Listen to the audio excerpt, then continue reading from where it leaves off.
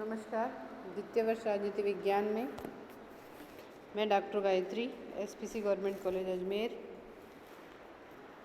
8th paper BA part 2 honours के भारत में लोक प्रशासन का हम जो टॉपिक देख रहे थे वह था बजट। बजट जो है उसका निर्माण कैसे किया जाता है, क्या उसकी प्रक्रिया रहती है, उसके बारे में हमने चर्चा कर ली थी। आज जो हम नया टॉपिक शुरू करने जा रहे हैं वो है बजट का व्यवस्थापन। संसद में किस प्रकार से इसको स्वीकृति दी जाती है, उसका किस प्रकार से अनुमोदन होता है, उसके बारे में हम लोग आज इसमें पढ़ेंगे। संसद में बजट के अनुमोदन के लिए जो प्रक्रिया अपनाई जाती है उसके 5 चरण हैं।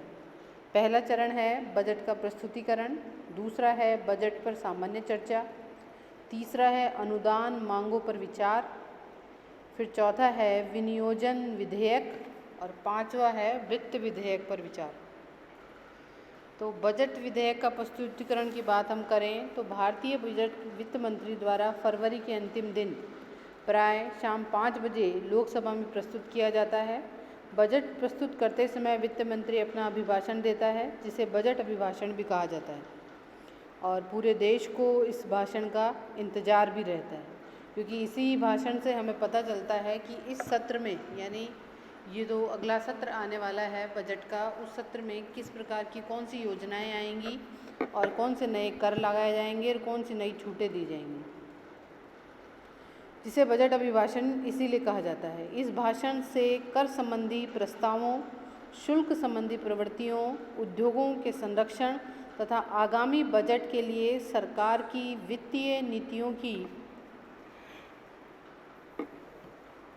प्रारंभिक झलक प्राप्त होती है। बजट अभिभाषण एक लंबा अभिभाषण होता है जो कि बजट अनुमानों और स्पष्टीकरणों, स्मृति पत्रों के साथ, मुद्रित पत्रों के साथ मुद्रित रूप में संसद सदस्यों को वितरित किया जाता है। बजट को राज्यसभा के समक्ष प्रस्तुत किया जाता है। राज्यसभा सिर्फ विचार विमर्श करती है। राज्यसभा में रखे जाने के 14 दिन में इसे स्वतः ही पारित मान लिया जाता है। तो हम जो यहाँ बात कर रहे हैं कि बजट विधेयक की प्रस्तुति, तो बजट विधेयक की प्रस्तुति में हमने जो मुख्य चीज़ें देखी हैं कि जो बजट में बातें आती हैं, पहला तो कर संबंधी प्रस्ताव, शुल्क संबंधी प्रवृत्तियाँ, उद्योगों के संरक्षण तथा आगामी वर्ष के लिए सरकार की वित्तीय नीतियों की प्रारंभिक झलक हमें प्राप्त होती है। हमें पता चलता है कि सरकार किस प्रकार की वित्तीय नीतियों को प्रारंभ करने जा रही है। भारत में रेलवे का जो बजट है वो पृथक से उपस्थित किया जाता है। इसमें रेलों की आय व्यय, रेलों के लिए अनुदान मांगे, बजट प्रस्तुत करने वाले रेल मंत्री का भाषण तथा रेलवे बजट पर व्याख्यात्मक स्मृति पत्र सम्मिलित होते हैं। सामान्य बजट तथा रेलवे बजट दोनों की प्रक्रिया बहुत कुछ एक जैसी ही है। बजट जिस दिन लोकसभा में प्रस्तुत किया जाता है उस दिन इस पर कोई वाद विवाद नहीं होता है। उस दिन पूरी तरह से बजट का ही प्रस्तुतिकरण होता है। फिर हम बात करें अगली बात की, तो बजट पर सामान्य वाद विवाद। बजट प्रस्तुतिकरण के बाद बजट पर 2 या 3 दिन के लिए बजट पर सामान्य चर्चा होती है। इसमें बजट नीति तथा सामान्य सिद्धांतों पर बहस होती है। इस अवसर पर कोई कटौती प्रस्ताव या मतदान नहीं होता। इस माध्यम से सदस्यों का बजट के प्रति सामान्य दृष्टिकोण अभिव्यक्त हो जाता है। अतः वित्त मंत्री बहस का उत्तर देता है। इस माध्यम से सदस्यों का बजट के प्रति सामान्य दृष्टिकोण, मतलब जो वाद विवाद का समय चलता है उस दौरान ये पता चल जाता है कि लोग इस बजट के पक्ष में हैं या विपक्ष में हैं। तो जब ये पता चल जाता है तो फिर उसके बाद दृष्टिकोण में विधायकों या सांसदों के द्वारा प्रश्न पूछे जाते हैं, प्रश्न उत्तर किए जाते हैं। वित्त मंत्री इन बहस का उत्तर देता है। नंबर 3 है अनुदान मांगों पर विचार व मतदान। सामान्य बहस के उपरांत सदन के समक्ष प्रत्येक विभाग की अनुदान मांगे बारी बारी से रखी जाती हैं। विभाग का मंत्री इन्हें रखता है। अनुदानों के लिए कुल 25 या 26 दिन रखे जाते हैं। इनमें बड़े विभागों को अधिक व छोटे को कम समय दिया जाता है। जैसे स्वास्थ्य विभाग को 2 दिन और प्रतिरक्षा को 4 दिन दिए जाते हैं। लोकसभा अध्यक्ष सदन के नेता से विचार कर समय निर्धारित करता है। सांसद इस अवसर पर विभाग की नीतियों और कार्यकलापों पर विस्तार से बहस करते हैं। मंत्री प्रश्नों का उत्तर देता है। इसी बीच कटौती प्रस्ताव रखे जाते हैं। कटौती प्रस्ताव 3 तरह के होते हैं, जिन्हें हम पहला जो प्रस्ताव मानेंगे वो है नीति संबंधी कटौती प्रस्ताव, जो कि पॉलिसी से संबंधित कटौती प्रस्ताव होते हैं, वो इसके अंतर्गत आते हैं। नीति को इसमें यह कटौती प्रस्ताव विभाग की नीति को अस्वीकार करने का सूचक होता है। इसके माध्यम से नीति संबंधी बातों को विस्तार से आलोचना की जाती है और इसके 1 रुपये कम करने का प्रस्ताव रखा जाता है। फिर दूसरा आता है मितव्ययता संबंधी कटौती प्रस्ताव। इसके माध्यम से विभाग की फिजूल खर्ची की आलोचना की जाती है। प्रस्तावक यह बताने का प्रयास करता है कि मितव्ययता किस प्रकार लाई जा सकती है। तीसरा जो कटौती प्रस्ताव है वो कहलाता है प्रतीक कटौती प्रस्ताव, जिसमें यह किसी शिकायत विशेष को प्रकट करने के लिए किया जाता है। इसका संबंध चाहे उस विभाग से हो या न हो, सरकार से होता है। इसमें 100 रुपये तक कम करने का प्रस्ताव रखा जाता है। भारतीय संसद में मुख्यतः इसी प्रकार के कटौती प्रस्ताव ही अधिक आते हैं।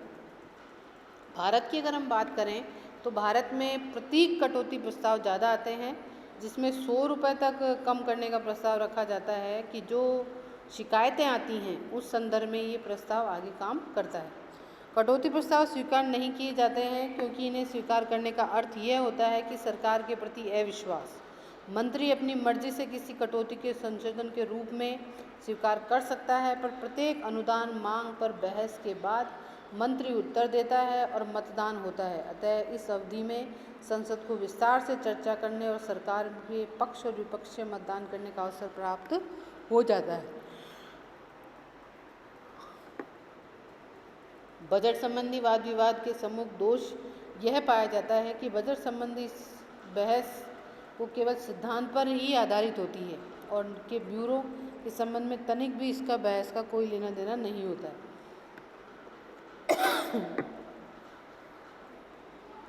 तो हमने यहाँ ये देखा कि जिस प्रकार से जो कटौती प्रस्ताव हैं वो 3 प्रकार के कटौती प्रस्ताव हमारे सम्मुख आते हैं। 3 प्रकार के कटौती प्रस्ताव में पहला तो नीति संबंधी, फिर मितव्ययता संबंधी, फिर प्रतीक कटौती प्रस्ताव।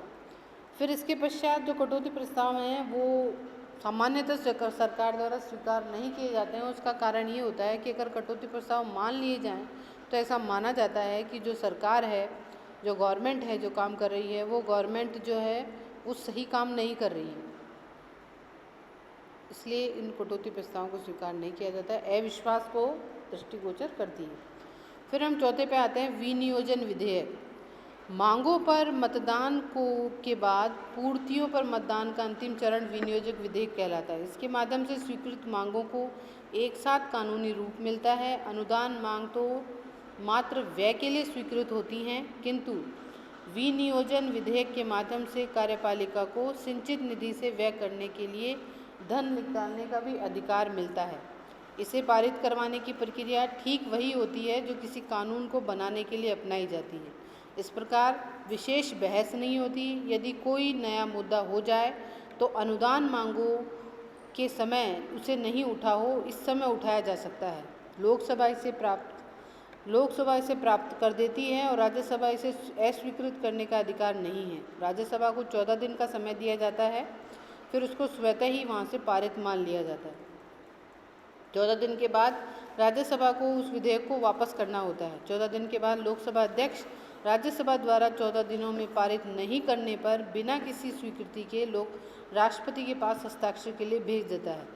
राष्ट्रपति से वापस नहीं करता क्योंकि उसी की अनुमति से ये पेश किया हुआ माना जाता है, अतः वह इस पर हस्ताक्षर कर दिया जाता है। तो विनियोजक विधेयक जो है वो मांगों के मतदान के बाद जो पूर्तियां हैं उनके मतदान से संबंधित है कि आपने मांग जो की हैं, अनुदान की जो मांगें की गई हैं, तो क्या उन पर जो व्यय किया जा रहा है वो स्वीकृत कर दिया गया है या नहीं कर दिया गया। इस बात पर इस बारे में बताने के लिए विनियोजक विधेयक तैयार किया जाता है और इसकी जो पूर्ति है वो राष्ट्रपति के हस्ताक्षर के साथ हो जाती है। धन्यवाद।